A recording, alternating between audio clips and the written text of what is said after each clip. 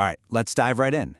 Today, we're going to explore the absolutely fascinating journey from the fictional book, The Secrets of Wilder. It's the story of one young man's incredibly systematic, and sometimes pretty dangerous, quest for spiritual enlightenment, and how he ended up codifying it for the entire world. You know, this famous Robert Frost quote opens the book, and it's not just some nice poetic touch. It is the absolute mission statement for our protagonist, John Wilder.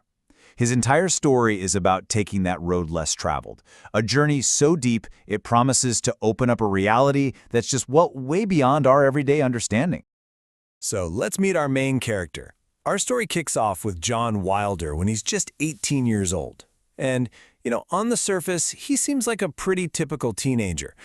But underneath, there's this intense, gnawing spiritual hunger that just completely sets him apart from everybody else. And this wasn't just some phase. From a really young age, he was always searching, always looking for deeper meaning. I mean, get this, he becomes a state champion runner. He even surfs during a hurricane.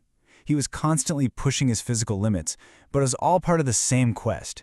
He saw these big metaphors for transformation everywhere, and is just fueled by this deep, powerful feeling that a normal life, that just wasn't in the cards for him. So where does a relentless search like that lead you?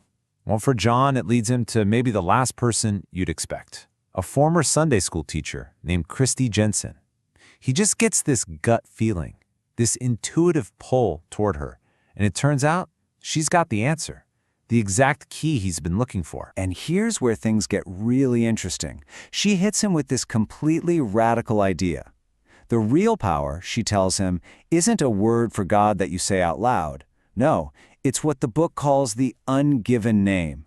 It's an inner vibration, something that's always existed, a potential that's already inside every one of us, just waiting. Okay, so this is absolutely crucial. This is the big shift.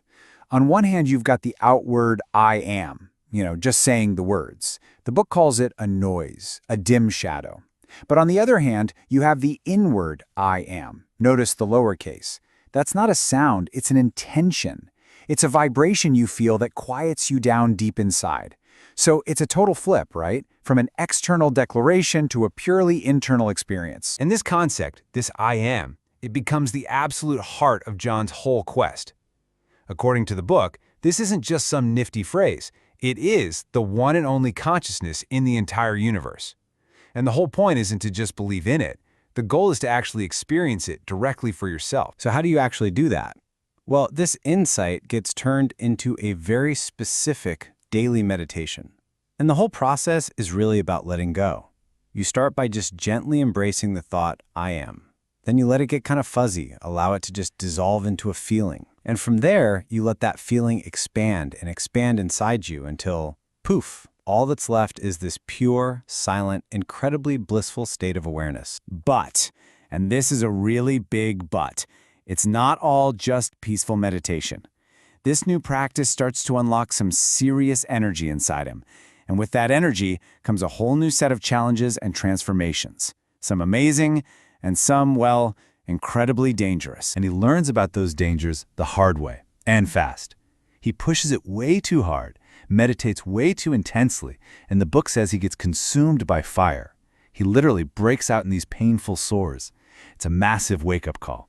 He realizes, whoa, I'm not just relaxing here. I'm training to be a spiritual athlete.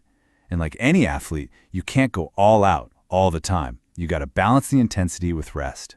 So, that really scary experience forces him to get organized, to get systematic about this whole thing. You can see on the timeline how his path evolves.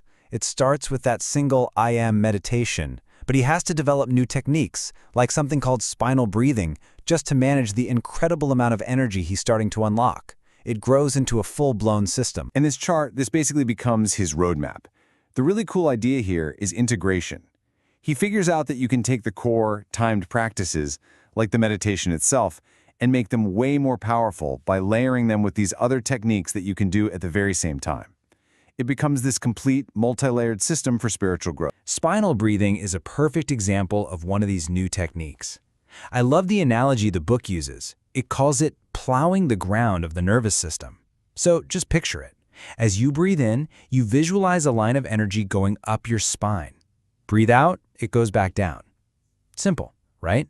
But what it's doing is balancing these powerful inner energies. The book calls them feminine and masculine, to create a super stable foundation, preparing the body for the I am practice to go even deeper. Okay, so now he's got this refined, balanced system in place. And this is where the story goes from just incredible to, well, frankly, unbelievable. He starts to manifest abilities, you might call them miracles, that seem to just defy the laws of physics as we know them. The book lists some just mind-blowing things. It starts kind of small, moving laundry with his mind. Okay, cool party trick. But it escalates fast. We're talking knocking down bodyguards without touching them, healing a girl's paralysis with his touch, walking on water, and even appearing in 2 places at once to save his parents. But, and this is so important, the book insists these miracles are not the goal. They're just byproducts, side effects of a nervous system that's become a perfect superconductor for the energy of I am. And this gets to his ultimate mission.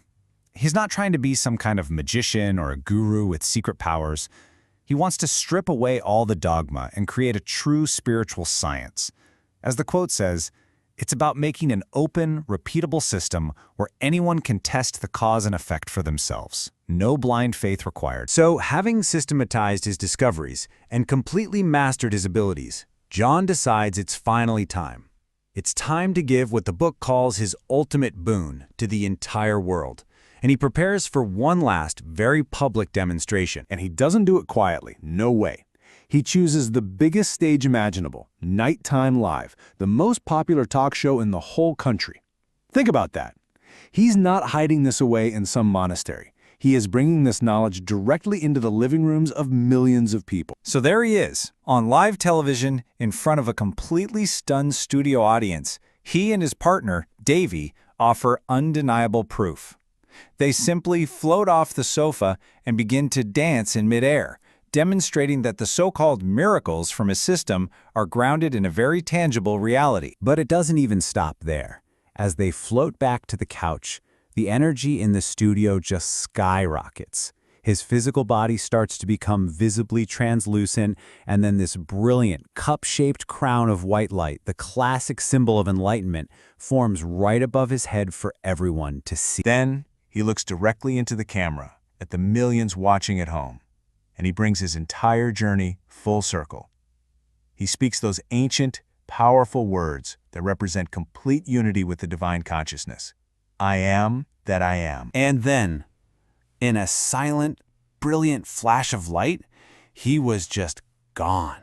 His physical body completely dissolves, leaving nothing behind but what the book describes as this palpable, tangible sense of peace that just washes over the entire studio. But he didn't just vanish into thin air. His true legacy, his real, ultimate boon to the world, was what he left behind. He had documented his entire system in 5 volumes of writing. The knowledge itself, the secrets of Wilder, that was his real, lasting contribution. And so the book leaves us with this final, really provocative question.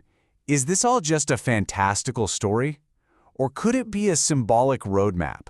One that suggests this incredible, almost unbelievable human potential isn't just for fictional characters, but is a real possibility waiting to be unlocked inside every single one of us.